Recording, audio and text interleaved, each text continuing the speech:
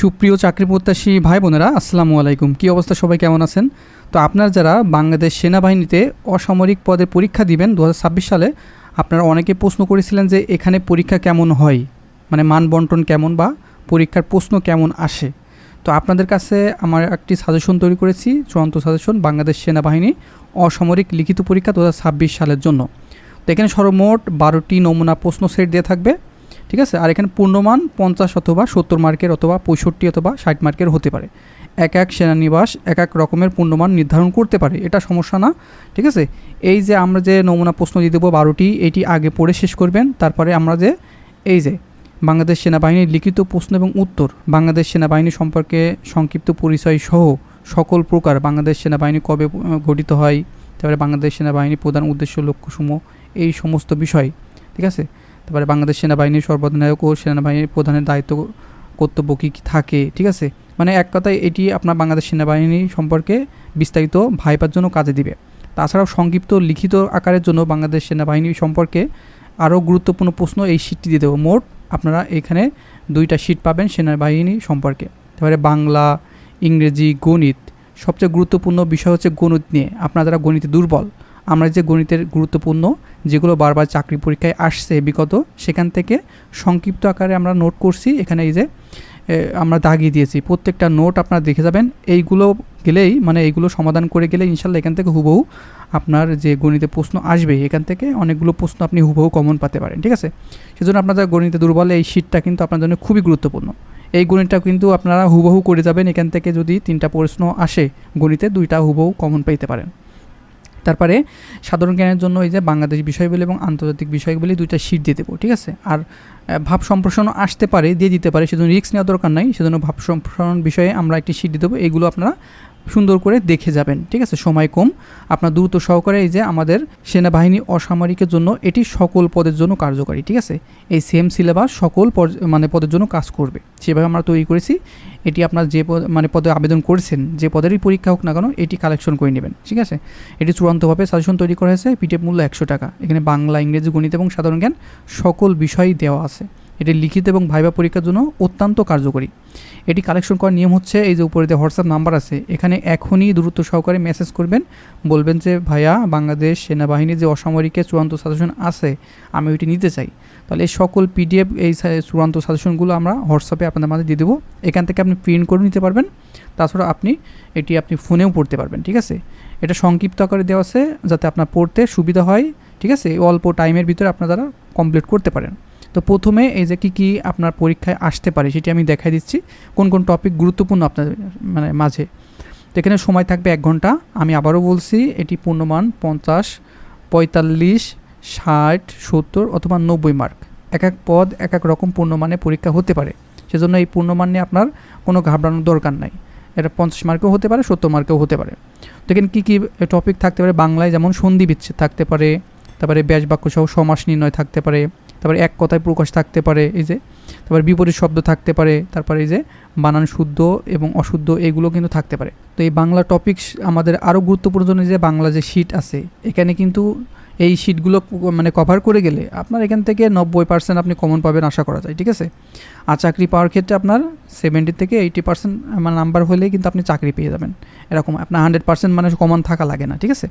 তারপরে ইংরেজিতে আপনার এই যে আপনার ট্রান্সলেশন আসতে পারে, তারপরে আপনার ইডিয়ম ফ্রেজ আসতে পারে, তারপরে ফিলিং দ্য ব্ল্যাঙ্ক আসতে পারে, তারপরে চেঞ্জ দ্য নাম্বার, ঠিক আছে।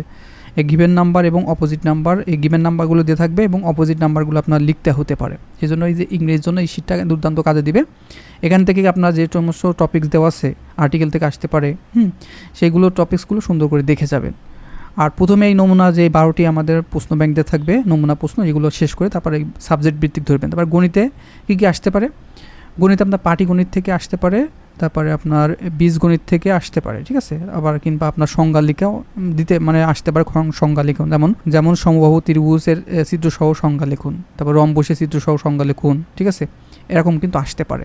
তারপরে সাধারণ জ্ঞানের আপনার সংক্ষিপ্ত প্রশ্ন দিতে পারে, যেমন বাংলাদেশ সেনাবাহিনীর প্রধান কে, যেমন জেনারেল ওয়াকারুজ্জামান, ঠিক আছে। 2026 সালের ফিফা বিশ্বকাপের চ্যাম্পিয়ন দলের নাম কি, একেবারে সাম্প্রতিক প্রশ্ন, এগুলোও কিন্তু দিয়ে দিতে পারে। যেমন স্পেন বাংলাদেশ সেনাবাহিনীর কোন মন্ত্রণালয়ের অধীনে, এটা কিন্তু খুবই গুরুত্বপূর্ণ।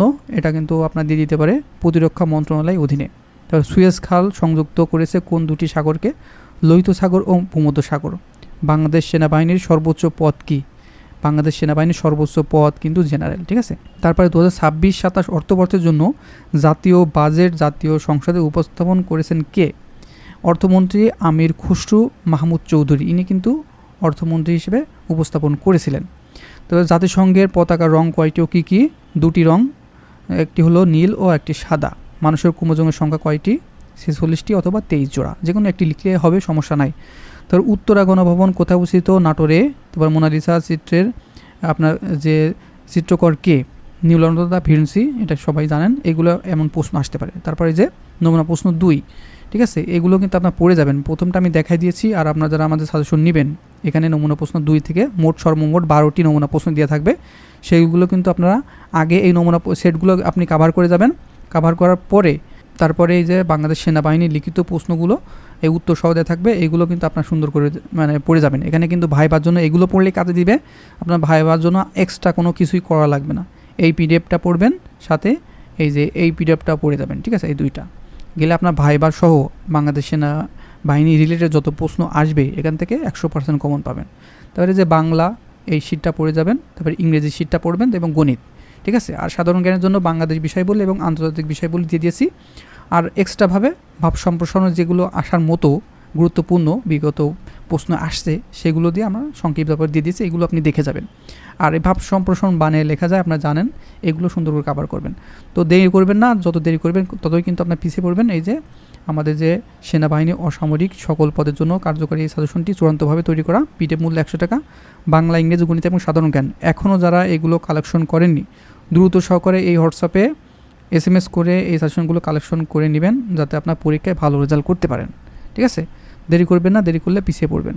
আর আপনারা কোন কোন জেলা থেকে পরীক্ষা দিবেন কমেন্ট করে জানাই দিবেন, যাতে আপনার অনেকে বুঝতে পারে যে পরীক্ষার যে শুরু হয়ে গেছে, অনেকে বুঝতে যেতে পারে। আপনি কোন জেলা থেকে পরীক্ষা দিবেন একটু কষ্ট করে এই ভিডিও কমেন্ট বক্স আছে, আপনার জেলাটি লিখবেন, বলবেন যে ভাইয়া আমি অমুক জেলা থেকে বা আপনার নিজের জেলা থেকে পরীক্ষা দিচ্ছি, আমার পরীক্ষা কত তারিখে, আপনার তারিখ সহ উল্লেখ করে দেবেন, যাতে সবাই বুঝতে পারে, ঠিক আছে। আর কারা কারা সিটি পাইছেন, অলরেডি অ্যাডমিট কার্ড পেয়ে গেছেন, আপনি কমেন্ট করে দিতে পারেন, যাতে সবাই বুঝতে পারে।